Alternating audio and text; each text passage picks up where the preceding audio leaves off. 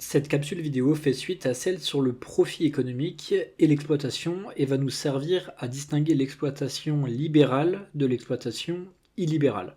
D'ailleurs, cela va me permettre de corriger une imprécision que j'avais faite dans cette précédente vidéo.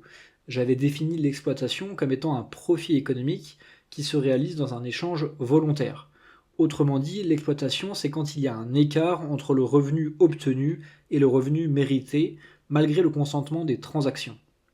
Ça, c'était juste. Par contre, j'avais dit en fin de vidéo que l'exploitation est une expropriation qui se réalise malgré le marché libre. Ça, c'était faux.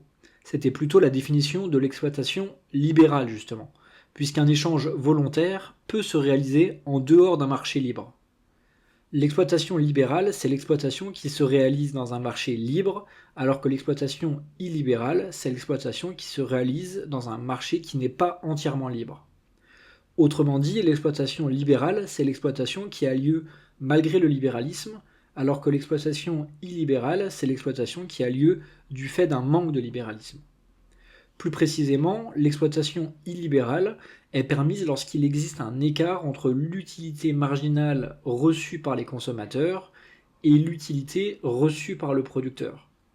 Elle est aussi permise par l'existence d'un écart entre le travail marginal nécessaire à la production et l'utilité reçue par le producteur. En principe, le libéralisme empêche l'existence de tels écarts.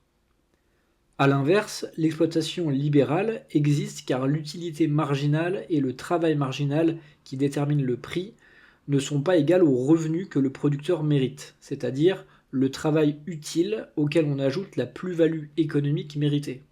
Et le problème, c'est que le libéralisme n'empêche pas l'existence d'un tel écart. Au contraire. Dans le cadre de la thèse post-libérale que nous proposons, c'est surtout l'exploitation libérale qui va nous intéresser, puisque le libéralisme a déjà permis de réduire l'exploitation illibérale.